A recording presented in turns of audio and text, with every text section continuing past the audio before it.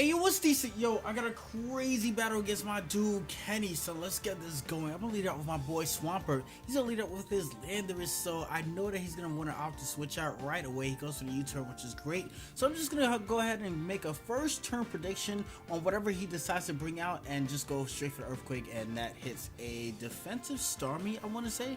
This is not an all offensive Swampert. It is Assault Vest, so I have nothing but attacks, including Miracle there, which did a lot more damage actually than Earthquake did, but I don't want to get a burn inflicted onto it, so I'm just going to go for the Rotom just in case you happen to go for a secondary Scald. I can tape that. In case a burn is inflicted onto the Rotom, I can use that a little bit later on, as opposed to having my Swampert burn where I would want to not have that burn, so I can effectively use Miracle. So now in comes the Klefki. I'm just going to go for the Volt Switch as he switches that in, gets up a first layer of spikes, so I'm just going to go straight out into my Scissor, hence Klefki not being able to really do anything despite it, you know, I mean, maybe it might have hidden power fire. You never know. You never know. Don't put it past anybody to do anything. So I'm just going to U-turn out despite my want to go for the default, but it is just one layer of spikes. I'm going to wait for him to set up the rocks and then later on just go for the defog in a later turn. So I bring in my Gengar and go for the Will-O-Wisp, and I'll burn that Landorus. So now it's sort of useless unless it wants to come back in again and go for the rocks after I go for the defog a little bit later on. But now in comes Weavile, and in the back of my mind I'm like, I knew he was gonna switch out into Weavile. Kenny was doing this thing on the stream where I was battling him over Skype, and we were talking, and he was like, yo, Kashif, I'm gonna switch into my Weavile. He was kind of doing the thing where he kind of tells all of his plays, but half of them is the truth and half of them aren't, just to kind of mess with your head and mess up your plays.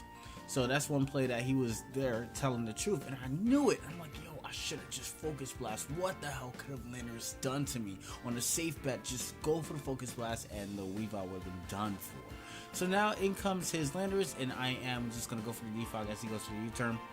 And he brings in the threat, so I go for the Roost now. Actually, I think I messed up the turns there in accordance to my commentary just now, but I went for the Roost, and then he's gonna go for the U-turn, and I knew that, but I couldn't risk my Scissor just yet. I'm thinking about that Weavile. Weavile is going to prove to be a potent threat towards a lot of guys on my party. So now in comes back in his Klefki. He's just gonna go for the Toxic, and I'm just going to go for the Volt Switch to switch out, and I believe I'm just gonna go back out into my I'll go out into my Hippowdon. And in this case scenario, I think I'm just going to either go for the Earthquake and or probably set up Rocks. I think I set up Rocks in this case scenario. So he brings back in his Landorus, and I happen to use the Earthquake. I think I was expecting the Starmie to come back in, because if I set up Rocks and it happens to come in and it turns out to be a Rapid Spinner, that's just an obsolete turn wasted. So I wanted some damage inflicted on the way out before I switch out my Hippowdon, but that's not the case, as I go out and use my Rock Tomb to inflict some damage onto the Landorus, and then now in comes the Starmie, as I do end up setting up the rocks. So the very thing that I did want to avoid just now, I did want to set up the rocks, but just not in this case scenario, because now he's just free to go for the Rapid Spin, but at the same time I don't want to risk my Hippowdon as he goes for the Scald, and then maybe later on go for the Rapid Spin. I don't want to necessarily make it unnecessary play. You know, I don't want to make an unnecessary play if I don't really have to, especially if I have this thing waiting in the back wings for the Starmie. So now I'm just gonna go for the Volt Switch, inflict some damage onto that, and then in comes in my Scissor. And my Scissor is funny because my Scissor is packing something called the Rossberry. There is no reason, and I wouldn't suggest this to anybody, as why you should ever run a Rossberry on any Pokemon in a competitive battle. But I'm carrying the Rossberry, you know, I'm just like here trolling and messing around a little bit. In comes in my Pidgeot, and I figured that this is the perfect time to Mega Evolve, because in the back of my mind I'm remembering that he does have Manectric, and if it turns out that he Mega Evolves before my Pidgeot gets the chance to Mega Evolve, just in case there happens to be a scenario in which my Mega Pidgeot is in play and I go for the Hurricane and he decides to bring in the Manectric, now in that case scenario that would mean that my Pidgeot will be faster. But if we are both not Mega Evolved, then in that case scenario, then that means that his Manectric could get off a nice little Thunderbolt, and I will be able to inflict any damage onto it. And now in comes in in my scissor to go for the defog, but unfortunately I'm just gonna have to deal with this Daruma. I completely forgot his English name for a little bit. His Domanitan, and Domanitan, whoa, does a lot of damage. I was not expecting that. I was like, yo, I'm just gonna shrug off the hit and go for the sack off, but it looks like I'm just gonna have to sacrifice my Rotom because I definitely do want to save my Hippowdon for a little bit later on. So Rotom has to take one for the team, and Rotom is just going to go ahead and do just that.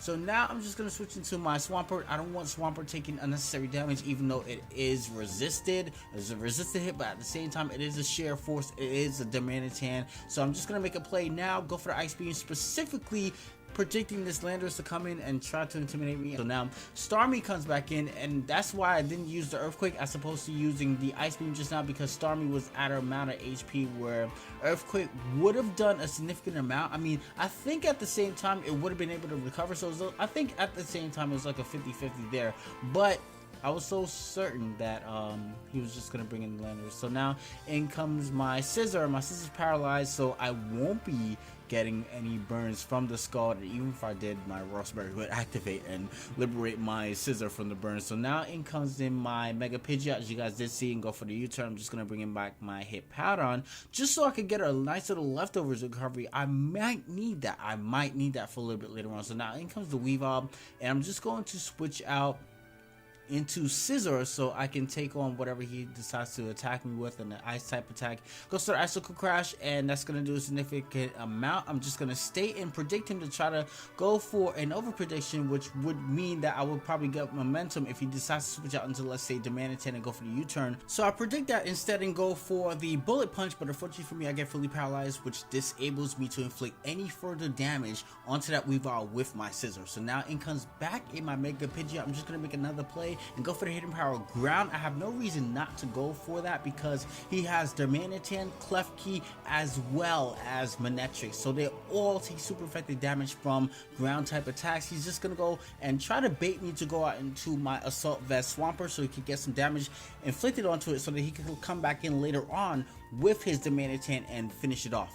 But that's not the case scenario, because now he's forced to bring in Mega Manectric, and since he's not Mega Evolved previously, the speed doesn't apply to the turn that you Mega Evolve, so he's not going to be able to outspeed my Mega Pidgeot and go for the Thunderbolt like he really wants to. So now in comes back in the Weavile to revenge kill my Mega Pidgeot and its Life Orb. Thank the Lord that it is Life Orb, by the way. So now in comes back in my Hippowdon, and all I was thinking in the back of my mind is like, yo, this thing has to take Elo damage as well as Sandstorm damage, and plus not only that, but Kenny and Duncan and two people on the stream were gassing my head up, and they were like, yo, Kashif, you made the wrong play, son. You should have switched into Swampert. And I'm like, yo, no, really don't.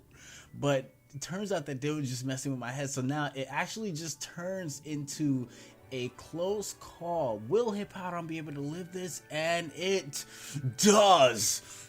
Yes, that's what I'm talking about. 1 hit point. That's what you get for playing mind games, Kenny. Screw that, son. So I definitely did have a lot of fun. If you guys did enjoy this video, please drop a like. Also check out my opponent's channel. I'm just gonna have his channel down there in the description, so check him out. He streams currently, and I will see you guys later. I definitely hope you guys have a lot of fun. If you guys enjoyed this video, please drop a like, and if you guys want to see more content like this in the future, please subscribe to me. It's awesome. I appreciate it. Thank you very much. I'll see you guys later. Peace. What you doing?